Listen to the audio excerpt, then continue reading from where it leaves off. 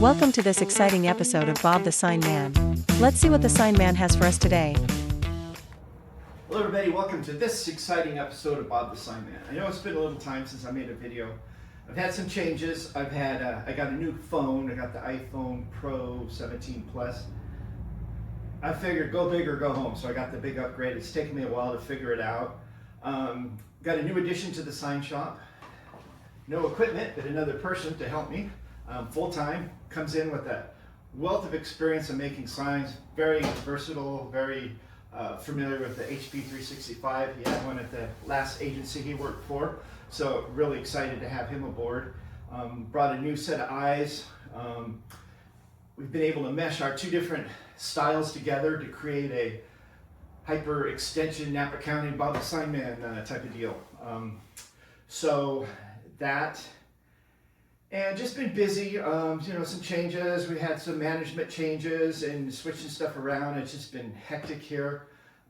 With two of us now, we've taken on more responsibilities. We're doing stenciling, the stop legends and stuff. We got a striper that we're working on. We're redesigning our outside shop. We got that new electric jackhammer. I call it the Beast. It's Milwaukee. I can't say anything bad about it other than it's a little heavy. Just a great piece of machinery. No more gas, no more servicing, no more pulled cords that come out. No oil all over you. No go home smelling like gas. We got an extra battery for it. It's real great. I'm in the process of making that new video, how we have to make a new box for it, anything. So I get all kinds of these questions, and I'm going to start answering a little bit at a time. What do I need to set up a sign shop? What materials are you using, this and that. We'll get into that in another future video, but right now one of the main things, not main things, but one of the things that come up, when you print your digital print, how do you get it to line up on the sign blank? Well, there's various ways, and let me show you the new way that I didn't discover, but my new partner showed me in the sign shop here how to do this, and he had never done it this way before. He just came up with that.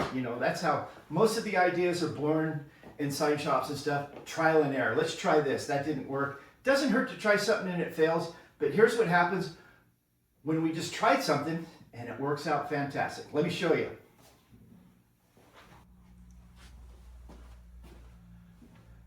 Okay, sometimes the challenging part is getting your sheeted finish, or sheeting that has all the, this is printed digitally, so it's printed digitally on. And what I've tried to do is put these cut lines on the top and bottom, and then I try to get it at the side, and I, line it up on the blank. You can, one way to do it is you can measure over your 3/8, make a mark, cut a line so you get it even. Do two sides, cut down here. So two sides are even. Then when you put it on your blank, you just line up the corners. That's a way to do it. Not always foolproof. Some people are having design problems where your image comes out okay vertically, but horizontal it's off. It might be off as much as 1/4, 1/8, or sometimes even up to 1/2 inch. With the HP 365, that's been a problem. We eliminated that problem with a very simple fix. And it was discovered by accident. We didn't accidentally. We had to upgrade to the Flexi Traffic Edition. It's a brand new thing. And our IT department doesn't like it because it doesn't have automatic upgrades with our Flexi 21. So when we upgraded to the Flexi Traffic, all of a sudden the verticals came out spot on perfect. The horizontals, perfect. The color, was having troubles with green and reds. A lot of people tell me they have troubles with greens and reds. Comes out spot on now. I mean, better than before. So I don't know what it was, but it worked. So there's a fix. So we have these no parking signs that we have to make. And what I did is I put a little border around it. These go on at 12 by 18. When you're blank, you always measure your bottom first. So if it was like this, it would be a 18 by 12. Here, it's a 12 by 18. So these are our no parking signs. So when we printed them up, I made the border around it 12 by 18. Then I extended the outside line 1/4 inch, so they're 12 1/4 by 18 1/4. So there's a little red line around there. I don't know if you can see that. And we've got the Graffiti Guard / ultraviolet protection 1160i, and it gives you both ultraviolet protection to stop the ink from fading plus Graffiti Guard all in one. I highly suggest using that versus otherwise you're going to have to do ultraviolet and then a Graffiti Guard over the top, and they don't mesh well together. You need one all in one exclusively from 3M, their 1160i. Anyways, so here's what happens when you go to line it up is, you know, you can feel it and, you know, just sit and adjust.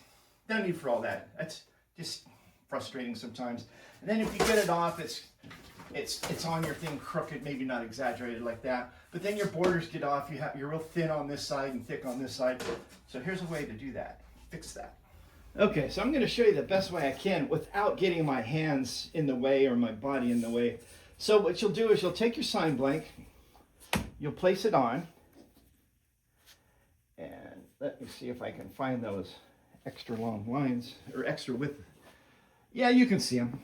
See how the lines go around now? Now what you want to do is visually line up your sign blank so it's centered even on all sides, okay?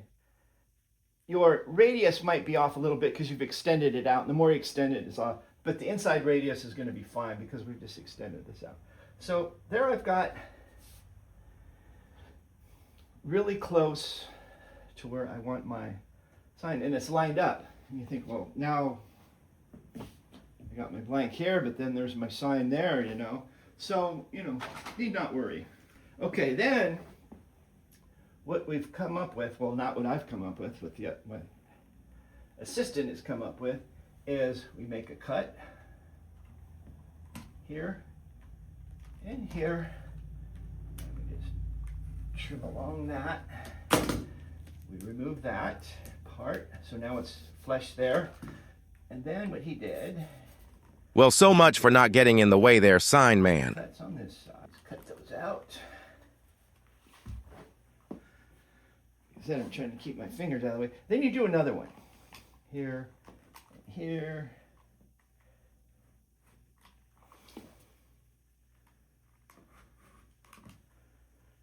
And then you remove that, okay? So now what you end up,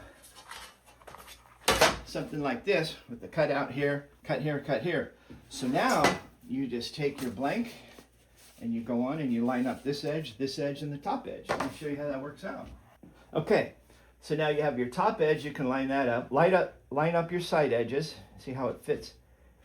I'm going to extend this out a little bit. Let's see if you can pick that up. You can see the sign blank. You want to set those edges so they're right on the edge there, you know, with no silver showing. And you do the same at the top. Line up your top. Okay, and make sure your sides are lined up. Perfect. Okay. Then what you do is you bring your roller over.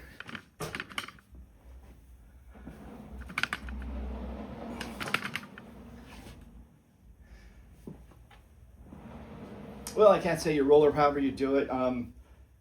We use our table roller here for this. Okay, once it's down, you want to make sure that you got it all lined up how you want it. Perfect. Then it's just a simple matter of fact of, you know, peeling off the backing.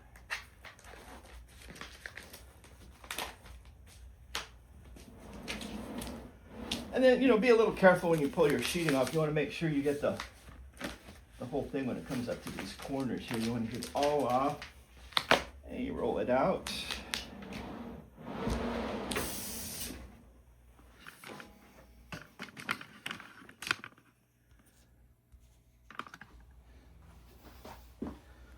Okay, there's the cutouts we made. The top, the sides, you can see. Now what we do is we trim it out. Let me go trim this out.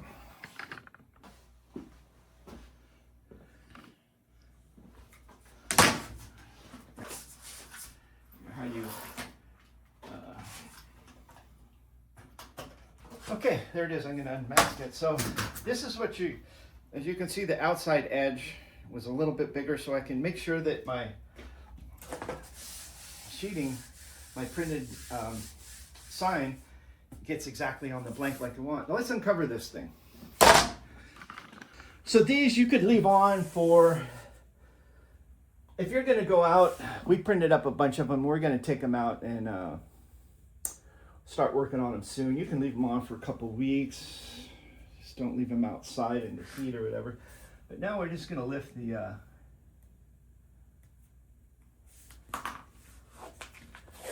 top.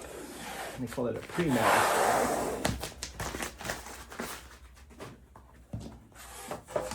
And there you go. Got a nice border all the way around, nice and straight, even. It works on any size sign you want to do it with. We've done the big 36 48s by 36s and stuff. Works out perfect. So, you know, like I said, a lot of trial and error. Thankfully, our new addition to the sign shop, our new personnel, everything worked out perfect. We've got, you know, more eyes. When we're out in the field, I see things that he doesn't, and he sees things that I don't. So, you know, we're, you know, starting to mesh together, and it's working out great.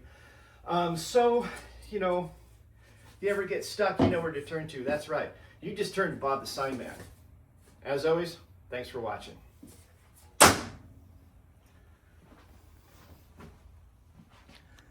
Thanks for watching this exciting episode of Bob the Sign Man. Filmed in the beautiful Napa Valley, Bob the Sign Man directs, produces and edits all of his own videos. To learn more about where Bob the Sign Man gets his materials and sign supplies, check out www.bobthesignman.com. As always, thanks for watching. See you soon.